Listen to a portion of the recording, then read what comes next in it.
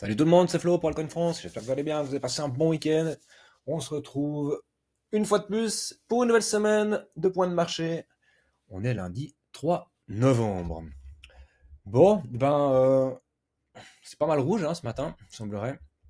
Euh, on va aller voir ça tout de suite. Avant de passer sur les charts, une petite info pour celles et ceux qui l'ont pas encore vu.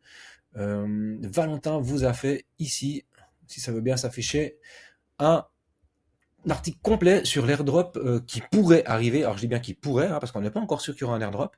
Mais en tout cas, Arc, qui est la blockchain qui est poussée par Circle, bien, va proposer, a déjà proposé un testnet sur lequel on peut aller faire des opérations, faire quelques transactions.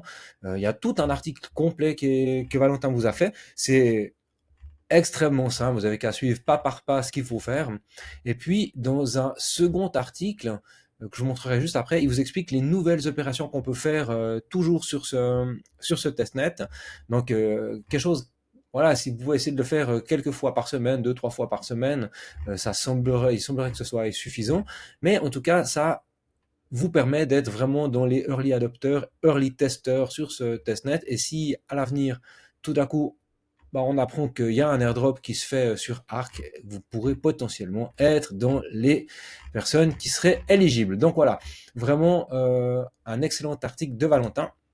Ne le loupez pas. Avec ici le deuxième article, il vous explique comment faire les good morning et puis voilà, on va déployer un smart contract sur différents sites et puis ensuite comme ça nous permet de récupérer on met des haches, et puis ça valide notre wallet. Enfin bref, très intéressant, et puis on vous guide vraiment pas à pas, n'hésitez pas à aller le faire, c'est gratuit, tout ça, c'est dans notre application Altcoin France, c'est accessible à tout le monde, vous avez aussi le canal de discussion, et plein de bonnes choses. Allez, c'est parti, on va sur Bitcoin. Donc ce matin, vous voyez un marché qui globalement est dans le rouge. J'avoue que ça fait pas du bien au wallet. Mon wallet aussi est en souffrance, je ne vous le cache pas. Du coup, on voit qu'on est tout le temps, on suit un peu cette espèce de petite traîne d'ici. Alors, ce serait trop bas, mais en tout cas, là, depuis le temps, on fait des creux un petit peu plus haut à chaque fois, donc on ne casse pas les creux précédents. Et ça, eh bien, c'est plutôt une bonne chose. C'est ce que j'expliquais samedi dans le point de marché que j'ai fait le samedi matin. C'est que malgré cette tendance baissière, c'est pas, voilà, c'est pas fameux, on est toujours dans cette phase corrective, en tout cas de latéralisation sur Bitcoin, où il se passe pas grand chose, où on a des ratios outflow, inflow si on regarde en weekly qui sont plutôt neutres. Alors, pendant 2 jours ça rentre, pendant 2 jours ça sort, c'est vraiment pas la folie. Eh bien, toujours est-il que pendant cette espèce de phase de range, on tient ces creux. La question, c'est jusqu'à quand et jusqu'où? C'est difficile à dire. En même temps, si on regarde ici notre MACD, eh bien, nous sommes plutôt sur une forme. Bon, allez, la bougie d'aujourd'hui vient contredire ce que je suis en train de raconter, mais entre les plus bas qu'on a eu ici au 17 octobre et jusqu'à maintenant, on était plutôt sur une forme de divergence haussière, ce qui était positif. Donc on avait fait notre W avec notre pattern de retournement, donc on pouvait s'attendre à aller chercher ici la zone de short qui se trouvait entre les 117 et les 121 660. Malheureusement, le marché en a décidé autrement. Donc on est venu prendre ici les stops du 13 octobre, on a juste fait une mèche retour, au revoir Chouben, et moi je pensais qu'on allait faire en fait aussi un peu une forme de mégaphone comme on est en train de faire sur du plus long terme, cela je vous l'ai dessiné déjà quelques fois. Il est peut-être là ce mégaphone, voilà, on va le prendre ici. Je me disais, ah bah tiens, ça y est, on est reparti pour faire une espèce de mégaphone tout pourri, ça va nous saouler. Mais en fait pas. On maintient pour le moment des creux. Après, ça dépend où vous regardez, parce que là, on est sur Bitstamp, et puis le 22 octobre, on est allé à 106 000, et sur Binance, le 22 octobre, on s'est arrêté. Ah non, c'est là qu'on est allé plus bas en fait. Alors sur Binance, c'est le 30 octobre, on est descendu jusqu'à 106 300, et sur Bitstamp, on s'est arrêté à 106 380. C'est pas tout à fait, vous voyez, il y a des petites différences. Ça se joue à ça joue à un poil, mais sur Binance, par contre, on est venu chercher la liquidité ici. Ok. Donc, d'un exchange à l'autre, il y a comme il y a des différences sur où s'arrête le prix. C'est intéressant. Ok. Sur le CME, par contre, ben voilà, on a fait cette bougie plus bas. Ça, c'est clair. On a un petit gap à venir travailler ici. Il y a juste eu la bougie qu'il a prise. Mais on pourrait imaginer revenir travailler ici ce FVG. Non, baissière, pardon. Il y aurait peut-être quelque chose là à venir travailler. Hein. Celui-là, c'est pris. Le reste, tout est bossé. Donc, ça pourrait être un motif pour se retourner. Maintenant, eh bien, pour maintenir la structure, puis pas qu'on soit dans un M, on doit absolument sur le CME tenir les 106 700. Et sur Binance, eh bien, on doit tenir les 106 332. Ce serait vraiment notre point de référence. Sur Bitstamp, c'est 106 279. Ok, bah voilà. On a des niveaux qui sortent comme ça, clés, hein, parce que si on prend ceux-là, il y a de fortes chances qu'on prenne ceux-là. Et après, il nous reste cette fin de bougie, cette fin de mèche, pardon, à retravailler. Et ça, ça fait un moment qu'on vous le dit, les mèches sont toujours appelées à être travaillées, en tout cas très régulièrement. À un moment ou à un autre, on va venir les bosser. On n'aime pas, le marché n'aime pas laisser comme ça des zones avec peu de travail. Puis si on prend un peu plus de recul, on voit que sur le volume profile, eh bien là on a un petit creux aussi sur le volume profile, c'est aussi des zones qui aiment bien être retravaillées. Sinon on voit que toute cette partie, hein, 106, 117 000, elle a vraiment été beaucoup travaillée. Donc c'est des zones où il y a eu beaucoup d'échanges. Alors pas autant que ici, hein, sur ce range avec encore cette consolidation, mais quand même ça reste une des zones qui est très travaillée ces derniers temps. Bon, c'est vrai qu'on a peu de volume. Ok, bon ben on observe ce qui se passe, il n'y a pas d'autre choix, on verra au marché, à l'ouverture du marché US ce qui va se passer. Sur certaines altes, c'est possible que vos alertes aient dû sonner et que peut-être, ma foi, certains stops se sont déclenchés. On ira voir ça un peu plus bas. Mais pour le moment, moi, ce que je retiens, parce qu'on va chercher du positif dans ce marché qui est bien pourri, c'est que pour le moment, ça, c'est pas été, on n'a pas sorti. En tout cas, sur Bitstamp, ça n'a pas été pris. Et pour le moment, ça n'a pas été pris. C'est pas tout à fait la même chose. Hein. Sur Binance, on a cette mèche qui n'est pas prise. Il reste ça à travailler et encore la liquidité ici. Donc, on a des creux plus hauts. Donc voilà, ça, pour le moment, on garde une structure un peu neutre dans ce range. Maintenant, on a zéro confirmation de rien du tout. Donc, il y a beaucoup de gens qui nous demandent, ben, puis alors quoi, c'est bon, on est sauvé, c'est bon, on part, c'est quand on part en fin de bull run, ou bien on part à la cave, ben, pour le moment, on ne sait pas. Tant qu'on n'a pas de confirmation, on ne peut pas savoir où le marché va aller. En tout cas, pour moi, c'est très compliqué. Tendanciellement, on voit que, en plus, l'OBV, ben voilà, il dégueule, il n'arrête pas de sortir. Hein. Depuis le 10 octobre, les capitaux sont vendus Bitcoin. Et malgré un retour de force sur MACD, ça ne veut pas. Alors, si on regarde la capitalisation boursière, eh ben, elle a la gueule de Bitcoin, hein, clairement. Donc, ça, c'est la capitalisation totale avec toutes les cryptos, Bitcoin Ether compris. Donc, on retrouve ces niveaux clés. Hein. Ici, les 3,53 trillions. Ici, les 3,45. Vraiment, ces zones que le marché doit tenir. En plus, on est parfaitement dans notre tunnel daily. Et on sait que la zone de travail, c'est celle-ci. C'est les 3,51 au 3,39. Pour le moment, tout semble indiquer qu'on devrait y aller. On a cassé le premier arrêt, on devrait y aller. Si on prend, j'aimerais plutôt le total 3 sans Ether et sans Bitcoin, eh bien on voit que les altes elles sont plus faibles. Hein. On est redescendu. Là, on a clairement, là on a fait on est en train de faire notre M local. Donc on avait notre W et là tout de suite on enchaîne avec un M. Même chose, hein. Si on doit avoir maintenant une correction plus profonde, ce qui est tout à fait envisageable si Bitcoin il cède un peu du terrain, ben forcément les altes elles vont morfler, eh bien la destination c'est ça, hein. C'est les 896 milliards et 837 milliards. Ça fait un moment qu'on en parle. Aussi, pour le moment, on tient. Pour le moment, on tient. Le marché tient son tunnel daily. Mais vous voyez, il y a toute cette zone-là, putsch, toute cette zone dans le volume profile, et encore celle-là, là, qui pourrait bien appeler le prix à descendre dans cette zone de rechargement. On voit que ça correspond avec le bas de la zone de rechargement. Donc, ce sont des points de convergence. Et le prix aime la convergence. Le prix aime aller se nicher dans des endroits où plusieurs, il y a de la confluence de patterns, de zones, de trucs, de machins. Donc là, en plus, on a cette résistance, donc on pourrait venir s'appuyer dessus avant d'aller plus bas. Voilà. Pour le moment, c'est pas très boule.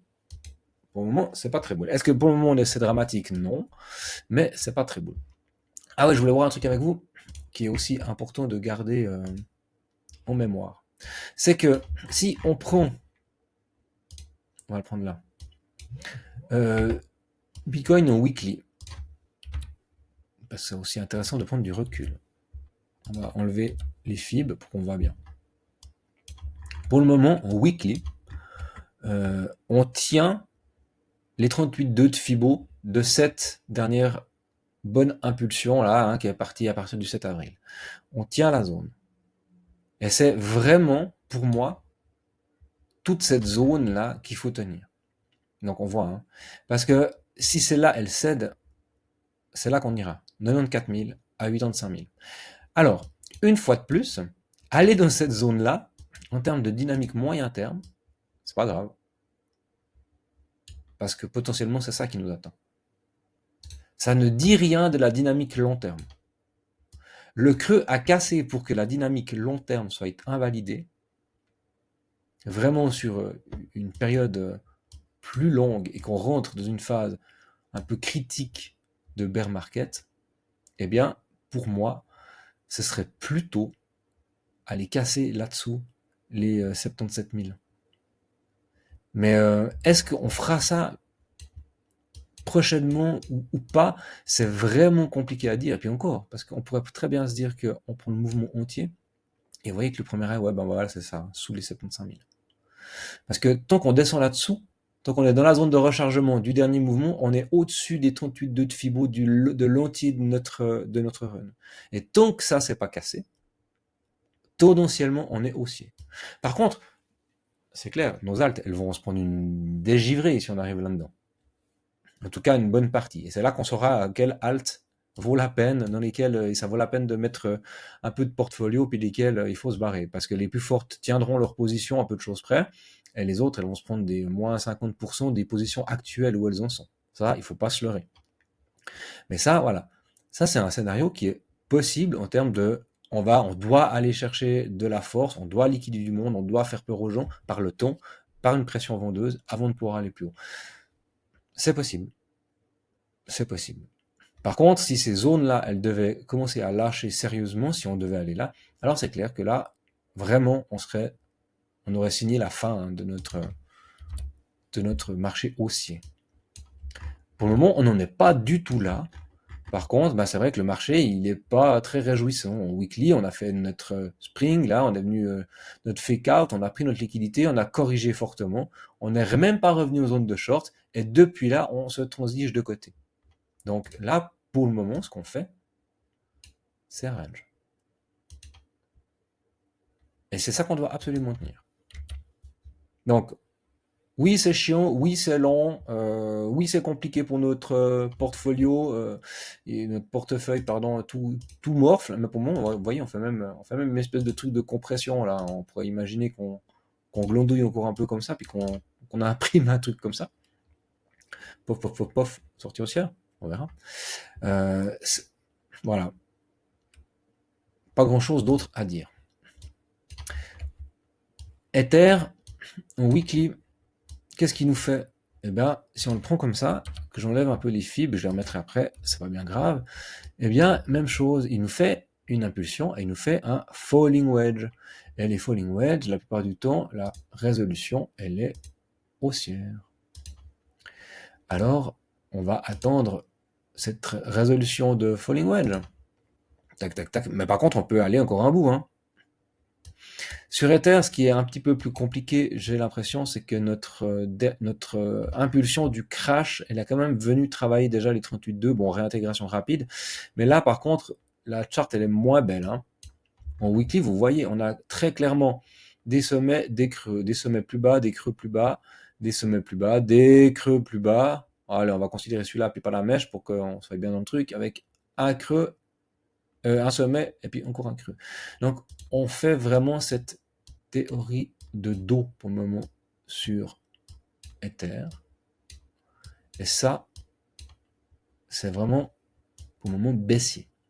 Alors, on doit s'arrêter, on doit tenir les 3599.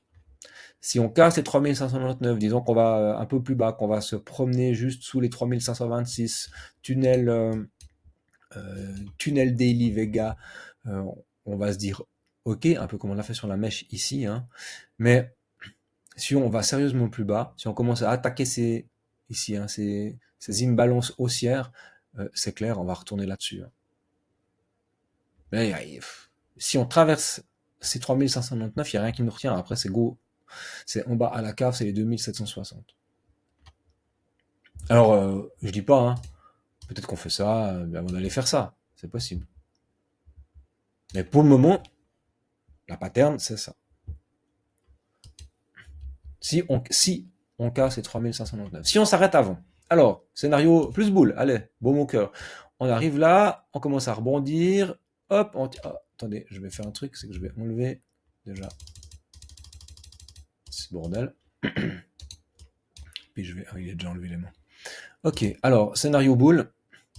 On arrive là, on vient taper le haut du canal, on fait un creux plus haut, on casse, reteste, repartir en haut. Ça, c'est un scénario boule. On n'a pas cassé notre 38.2. Allez, on peut se dire qu'on va un petit peu dessous, hein, mais on réintègre tout de suite. Et le creux suivant, il est plus haut, avec une cassure de cette espèce de trendline ici. Ouais, qui est peut-être un peu plus comme ça. Mais avec une cassure, et ben là, on a un joli signe de retournement. Je suis en weekly, hein. Donc peut-être 1, 2, 3, peut-être un mois. Ça prend du temps. Si je reviens en daily sur Ether, c'est pas très joli. On a pris ici les stops, là on les tient encore. Ok, on a déjà pris là. Donc le prochain stop à venir prendre, c'est celui-là, là. 3650. On prendra ça. Si on prend ça, il y a bien des chances qu'on ait cherché celui-là, là. Si moi, je prends mon fib comme ça, et que je le place pour aller travailler toute la zone, on voit qu'on est en zone de rechargement. Bon, j'avais déjà dessiné. J'avais pas les yeux en face des trous navrés. Donc on est en zone de rechargement. Donc là, on doit travailler ça. Zone de rechargement en crypto, on va souvent au 88.6. Voilà. Bon, on a nos zones, hein. On a nos zones, vous savez ce qui doit tenir. Voilà. Pas grand chose d'autre à dire sur la Terre. Est-ce qu'il y a des setups? Les traders un peu plus court terme et les optimistes peuvent gentiment jouer un rebond en fonction de ce que va amener le marché. On a une div là, on a gentiment une div haussière. Donc on pourrait avoir ici un rebond, hein. Un rebond qui nous amène tac, tac, un petit rebond qui pourrait déjà nous amener ici en zone de short. Donc typiquement ce genre de truc, ça se prendrait comme ça. On se dit que on attend une petite structure de retournement, un petit W qui se prépare. Eh bien, on vient mettre notre stop là-dessous et on joue la zone de short. On voit qu'on a un beau RR de 3,14. C'est le genre de truc qui peut se faire exactement comme on l'a fait là, hein. Boum, après on part plus haut. Et puis on pourrait faire ce même genre de rebond. Et puis si tout d'un coup Ether est un peu en veine et puis que tout se passe bien, c'est le genre de trade, si on a de la force, que Bitcoin va aussi, qu'on se dit ah bah attendez, on joue la zone de short du haut en fait. Déjà prise de stop ici et puis zone de short ici. Puis là vous voyez que votre RR il est de 8,89. Ça c'est assez correct. Et puis comme on joue un bas de structure, on peut même se laisser un peu de marge avec notre stop. Donc Voilà, ça peut être des petits trades intéressants qui peuvent se prendre. Alors attention, on est un peu à, ouais, c'est pas vraiment de la contre-tendance, mais quand même, c'est un peu tendu. Faites gaffe, de toute façon, jamais plus que 1% de votre portefeuille, parce que c'est chaud. Et puis je vous rappelle, les leviers, ça sert pas à prendre des plus gros gains. Les leviers, ça sert uniquement à immobiliser moins de liquidité, parce que comme ça, vous avez de l'argent qui peut travailler ailleurs, qui reste liquide. Donc voilà. Quelques alts. Dans les X402, donc narratif dont on vous parlait, eh bien on a Santa qui pour le moment tient plutôt bien la baraque, hein. Ça va, ça fait un moment que ça règne. Alors bien sûr il y a eu ce gros pump, touf, maintenant il est plutôt en phase de correction, mais toujours est-il que on tient plutôt bien. Moi si on vient à casser ici les 0,0755, un peu plus bas, allez voir, tic tic, je pense qu'il sera clairement l'heure de se barrer de ce machin parce qu'on est parti pour aller à la cave. Mais pour le moment ça tient. CZ, hier, qui tweet « Ah tiens, sur ces niveaux, moi j'achèterais bien de l'Aster ». Qu'est-ce qu'il fait Aster? Il prend un...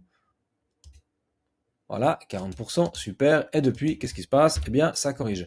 Donc autant dire que lui, quand il a tweeté, il avait déjà pris de l'Aster, hein, il avait peut-être même pris bien plus bas, puis de toute façon, ils sont fous parce qu'il a dû en recevoir tellement que voilà.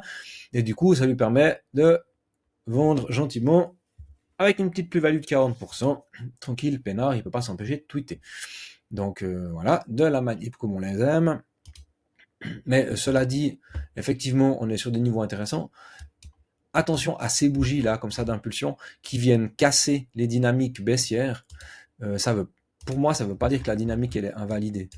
Parce que c'est juste de la manip. Est-ce que si CZ avait parlé de Aster hier, est-ce que ce truc aurait fait un 40%? Sans doute que pas. Donc, est-ce que ça veut dire que tout d'un coup, il y a de nouveau une force sur ce truc? Eh ben, on va attendre de revoir de la structure avant de se dire qu'on est bon, parce que là, on pourrait très bien avoir fait ce petit coup de pump, et puis après, on continue notre théorie de dos vers le bas. Donc, on reste prudent. On bat allez vous pas. Avent, il tient sa zone, c'est pas mal, il tient son bottom, hyper liquide. On a cassé le premier arrêt, cette fois, c'est fait, c'est validé pour de bon. Donc, pour moi, prochaine zone, une zone où on pourra recharger un peu, c'est là en bas. Entre les 38,58 et les 35,44. On va voir si ça tient. Ce serait intéressant que ça tienne, parce que sinon, c'est la zone de rechargement qui se trouve là en bas, dans laquelle on va aller faire un tour, donc autour des 29 dollars. Moi, je reste assez optimiste sur Hyperliquid tant qu'ils font du pognon, et c'est ce qu'ils font. Donc voilà. En même temps, on arrive ici sur les 38,2 de Fibo, tout le grand mouvement. Bon, bah, ça a déjà été break une fois. On verra ce que ça nous amène. Et si je prends ce grand mouvement là, ok, là on a une zone de rechargement. Ah, on pourrait la travailler comme ça. On serait assez juste. Alors, ce qui est intéressant, c'est que si on prend le mouvement depuis le crash, on a notre 38,2 de Fibo qui correspond aussi avec l'imbalance et la zone de rechargement. Donc, peut-être qu'une zone intéressante à observer en termes de dynamique de prix, c'est un retour là-dedans, tac, avec une consolidation avant de repartir. Ça, ce serait possible. Je le verrais assez bien faire ça. PE High, bah, go to the cave, ou bien ça tient. Ouais, ça a l'air de tenir notre tunnel 4 heures ici. Alors comme on n'a pas beaucoup d'historique, on n'a pas de tunnel daily encore, on n'a qu'un tunnel 1 heure, 4 heures et le violet en 15 minutes. Alors tant qu'on est sous le 15 minutes, clairement la tendance est baissier. Tant qu'on est sous le 1 heure, la tendance est baissier. On voit qu'on n'arrive pas à passer dessus, donc on vient taper dessus, on traverse juste un petit peu avant de repartir, on se fait rejeter. Donc ça c'est un signe vraiment de pas de force, j'ai envie de dire. Donc là on pourrait faire le ping-pong un peu entre les deux. En plus, on est dans la zone de rechargement. Je vous dis souvent, je le redis une fois, en règle générale, en crypto, on va vraiment chercher les bas de la zone de rechargement jusque presque au 88,6 de Fibo. On voit qu'on a ici, ça a déjà été pris en fait, des stops. Ah non, celui-là n'a pas été pris, donc on pourra aller le chercher, celui-là. Et puis, sans doute, là-dessous. Donc, ça reste des zones intéressantes à aller grailler. Et en même temps, on a ici un trou dans le volume profile. Voilà, il est beau. Donc, il y a plusieurs zones qui pourrait amener le prix à continuer de descendre un petit peu là-dedans, hein, aller chercher ces zones-là avant de repartir plus haut si jamais ça doit repartir. Je sais plus où j'ai vu passer ça, je crois que c'est Valentin qui a mis sur X. un rapport sur les quelques derniers jours en termes de volume et de frais et de valeur échangée en fait sur cette espèce de nouveau, comment dire, sur ces protocoles en fait, sur ces normes, les X402, c'est très faible. Donc beaucoup de hype, beaucoup de bruit, mais à voir, pas grand-chose. On m'a demandé l'analyse de bioprotocole. Alors de la science décentralisée, intéressant, hein. On décie, je sais pas trop comment on dit ça. Bon, ben voilà. Je crois que la charte, elle parle par elle-même. On est revenu chercher des niveaux extrêmement bas. 0,083. Pour le moment, j'ai envie de dire que c'est tendu ce truc. Par contre, vous voyez, ça c'est intéressant, hein, les flux. Il y a des capitaux qui rentrent. Par contre, les capitaux rentrent, mais le prix stagne. Est-ce qu'il y a de la. Hop. Bioprotocole. Oh, pardon. Il était là. Qu'est-ce qu'il nous dit Bioprotocole sur CoinMarketCap? Il nous dit qu'il a un market cap de 147 millions, donc c'est complètement à plat. Non, il n'y a pas trop de dilution de tokens pour le moment. On a 54% du supply qui est sorti, une FDV à 272 millions. Est-ce qu'on a quelque chose sur Defilama? Ouais, il n'y a pas de 17 millions de value lock. Oh, bah, c'est un peu en mort cérébrale ce truc. En tout cas, la charte, elle est pas dingo. Est-ce qu'on a des news? Blog. Octobre 31, octobre 29, octobre 20. Ok, donc en termes de développement et d'activité, c'est plutôt très actif. Donc ça, c'est plutôt bon signe. C'est clairement pas un narratif du moment, ça c'est clair. Par contre, on est obligé de reconnaître que ce genre de truc, en tout cas tout ce qui est intelligence artificielle liée à de la blockchain, hein, puis c'est là-dessus qui sort, enfin BioAI, donc la capacité d'utiliser l'IA pour développer que ce soit des molécules ou peu importe, identifier des concerts sur l'imagerie ou des choses comme ça, c'est d'une puissance incroyable. Maintenant, est-ce que ça a besoin d'une blockchain? Je suis pas sûr. L'intelligence artificielle et la science en elle-même s'autosuffisent. Maintenant, il faut voir ce que le jeton peut amener en termes de valeur. C'est toujours la même chose. Il y a énormément de projets, ils n'ont pas besoin de jetons, ils ont juste besoin de leur protocole. Mais le jeton sert uniquement à lever des fonds. Donc, si c'est le cas, c'est un échec. Maintenant, on peut observer. Hein. Il y a toujours cette mèche qui peut être déclenchée, ça c'est clair. Pour moi, il n'y a rien sur ce truc. On va le prendre en weekly pour donner une idée très globale. Voilà, c'est extrêmement plat. On est sur des niveaux très intéressants si on estime que ce truc peut performer un jour. Une fois de plus, là, ouais, on a une espèce de comme ça de V top, donc ça se pourrait bien qu'on revienne chercher ces niveaux. Maintenant, si on le prend comme ça, notre zone de rechargement, elle se trouve entre 0,21 et 0,26. Donc, ça nous fait une jolie perf si on y revient, hein, c'est clair. Un petit presque x3, c'est pas négligeable. C'est pas négligeable. Maintenant, je suis pas sûr que ce soit un truc très tendance. En tout cas, pour le moment, c'est très faible. Il y a peu de volume, il y a presque pas de TVL. Ouais, c'est pas dingue, hein. Ok? On reste vigilant. Il y a sans doute du swing à faire ou quelque chose à prendre là-dessus, parce que quand tout le monde fuit et que personne ne parle de ce genre de truc, eh bien c'est là qu'il y a quelque chose à faire. Ça ressemble pas par contre, excusez-moi, ça ressemble vachement à un exit liquidity. Hein. On se casse vite fait, on prend ce qu'on peut et puis tout bonne. Donc parce qu'on redescend sur des niveaux comme ça bas, ça ressemble à de la manip. Donc ouais, moi je me méfierais quand même de ce genre de truc. En tout cas là pour le moment, moi j'y toucherai pas. Attendez vraiment des structures. Si dans le temps, vous voyez que ce genre de truc, il fait ça, il fait des trucs comme ça, où gentiment il reprend un peu de...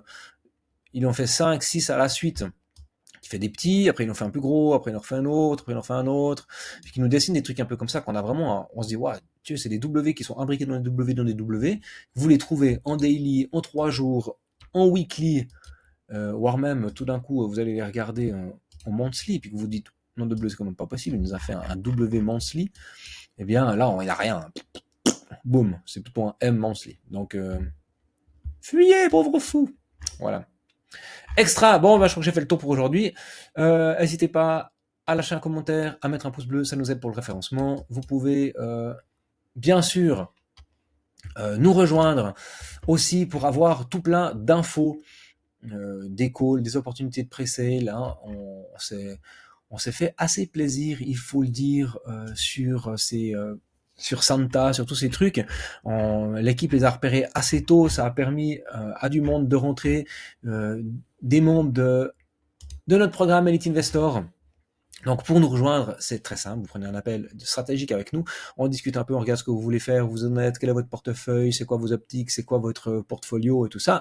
Et ensuite, eh bien, si ça vous semble crédible, si vous êtes convaincu, donc si on est assez bon pour vous convaincre, vous pouvez souscrire à notre programme et nous rejoindre. Vous avez un Discord qui vous est dédié, et puis énormément d'informations, une formation aussi complète, et plein de belles choses. Donc n'hésitez pas à nous rejoindre pour être profitable dans ce marché de Degen.